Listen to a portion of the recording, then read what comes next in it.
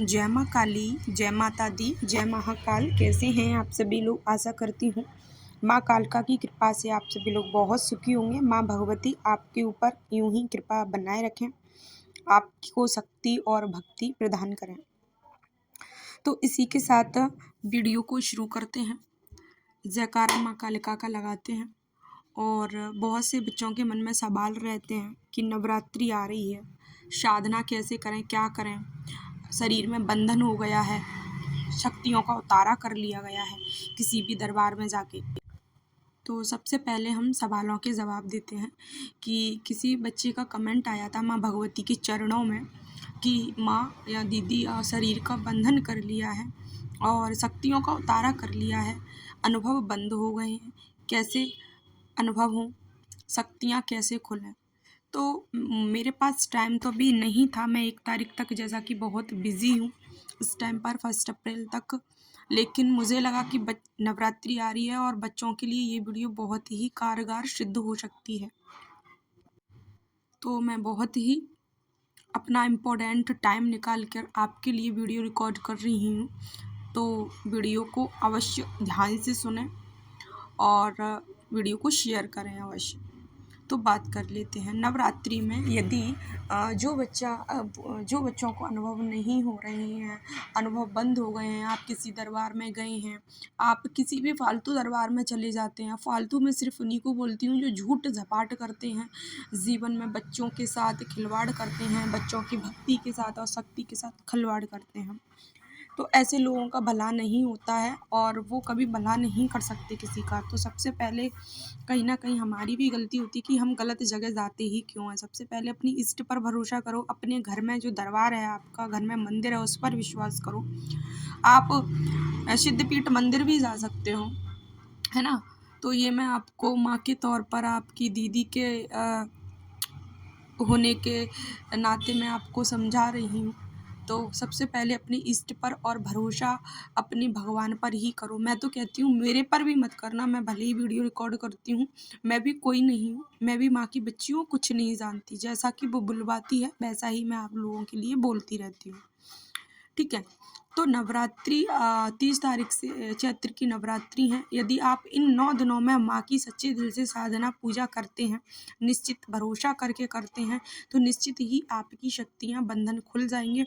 मैं आपको गारंटी दे रही हूँ, आपको अनुभव होना प्रारंभ हो जाएंगे। आप कोई भी एक साधना उठा लीजिए, या तो आप दुर्गा सप्तशती का पाठ उठा लीजिए 9 दिनों तक, या फिर आप माँ का कोई भी मंत्र ले लीजिए, माँ का बीज मंत्र ले लीजिए, ओम क्रीम कालिकाय नमः। आप उसकी 11 माला 5 माला अपना श्रद्धा अनुसार कर सकते हैं, ठीक है। ये मैं सिर्फ नवरात्रि के दिनों की बात कर रही हूँ, नॉर्मल दिनों के लिए भी मैं वीडियो रिकॉर्ड कर दूंगी। यदि आप चाहो तो कमेंट बॉक्स में मुझे कमेंट कर देना, ओके। और आप देवी सुक्त रहस्य का जो पाठ होता है, आप उसको भी कर सकते हैं। आपको क्या करना है, नवरात्रि के पहले दिन से ही माँ के मंदिर में आप अखंड ज्योत प्रज्वलित कर सकते हैं। जैसा कि श्रद्धा अनुसार मैं बता रही हूँ। यदि भक्त में इतना आर्थिक स्थिति है, यदि उनकी ठीक नहीं है, तो कोई बात नहीं, आप मन से भी अखंड ज्योत प्रज्वलित कर सकते हैं। मानसिक रूप से भी माँ के सामने अखंड ज्योति प्रज्वलित कर सकते हैं। जैसा कि माँ बहुत भोली होती है, बहुत ही भाव की भूखी होती है, दया की भूखी होती है माँ, बहुत जैसे शिव शक्ति दोनों ही बहुत भोले होते हैं। तो यदि आप मानसिक रूप से भी अखंड ज्योत प्रज्वलित करते हैं तो माँ आपकी ज़रूर सुनेगी। मैं तो कहती हूँ माँ से सच्चा कोई है नहीं, क्योंकि माँ के बारे में बोलना मतलब क्या बोलूँ मैं, मेरे आंसू बंद नहीं होते। तो आप मानसिक रूप से भी अखंड ज्योत प्रज्वलित कर सकते हैं। मैं ऐसा मानकर वीडियो रिकॉर्ड करती हूँ कि बच्चे के पास कुछ भी नहीं है, और अगर बच्चे के पास है सब कुछ माँ की दया से, तो बिल्कुल वो कर सकता है, ठीक है। तो आप अखंड ज्योत प्रज्वलित कर सकते हैं। और आप ब्रह्मचर्य का पूर्ण पालन करें। 9 दिनों तक आप प्याज लहसुन का त्याग करें 9 दिनों तक, और माँ के सामने संकल्प लेके आप नियम उठा सकते हैं 9 दिनों तक। ये नवरात्रि की कोई भी एक साधना होती है। साधना क्या होती है? साधना यही होती है, आप किसी लक्ष्य के लिए आप नियम और विधि से के अनुसार पूजा पाठ करते हैं, हम उसी को साधना कहते हैं। बच्चों ने साधना के बारे में बहुत ही मनगढ़ंत कहानियाँ बना रखी हैं, साधना ये, साधक वो। साधक तो हम मन से भी हो सकते हैं। ओके, जैसे कि आप छात्र हो, स्टूडेंट हैं, मैं भी एक स्टूडेंट हूँ, लेकिन फिर भी साधना करते हैं। साधना कैसे करते हैं? हम मानसिक रूप से भी करते हैं, हमसे जितना बनता है हम माँ के लिए करते हैं। और आप यदि ना करने से बेहतर है कुछ करें।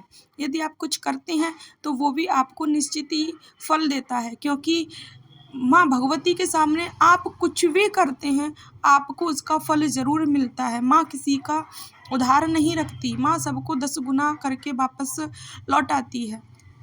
ठीक है, तो आप का क्या नाम है? मुझे नाम याद नहीं आ रहा।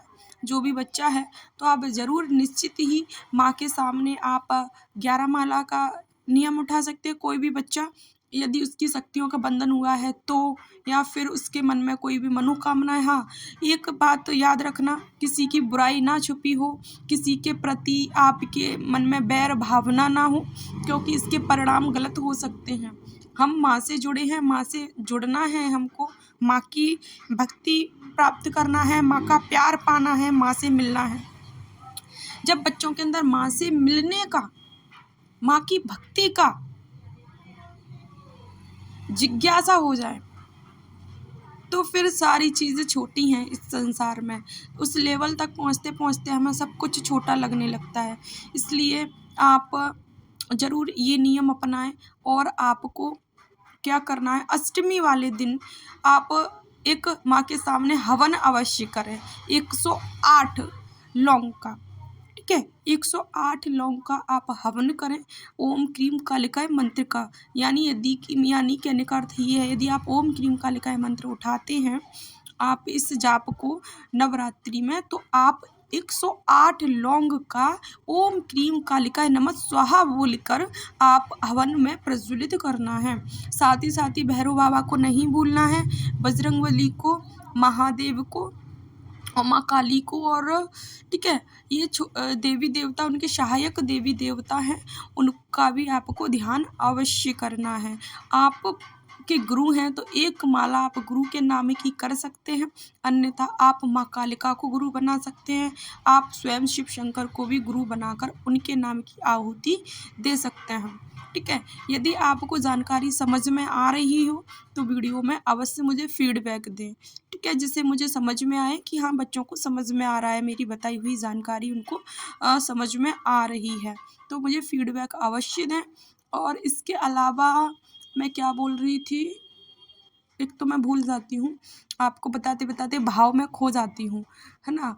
तो और आप इतना कीजिए, फिर उसके बाद बताइएगा आपको माँ, आप सच्चे दिल से करेंगे, आपकी शक्ति बंधन आपके अवश्य खुलेंगे, आपके बंधन खुलेंगे। हाँ, मैं ये बोल रही थी, आपको 108 लौंग के बाद आपको अपने ऊपर से कम 11 लौंग लेकर एंटी क्लॉकवाइज घुमाकर माँ से बोलना है, मेरे ऊपर जितना भी तंत्र मंत्र टोना टोटका कुछ भी है, शक्ति उतार ली गई है, वो सारा बंधन खुल जाए।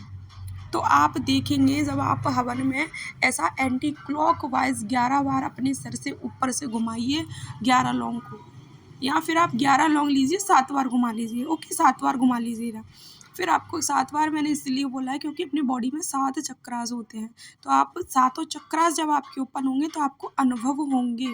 तो आप को क्या करना है, 11 लौंग लेके एंटी क्लॉकवाइज घुमाकर उसमें प्रज्वलित कर देना है। और हवन संपन्न होने के बाद आपको जल ज़मीन पर छोड़ना है माँ के सामने से क्लॉकवाइज घुमाकर, और अपनी गलती भूल चूक की माँ से माफ़ी मांगना है। आपकी निश्चित ही माँ मनोकामना पूरी करेगी।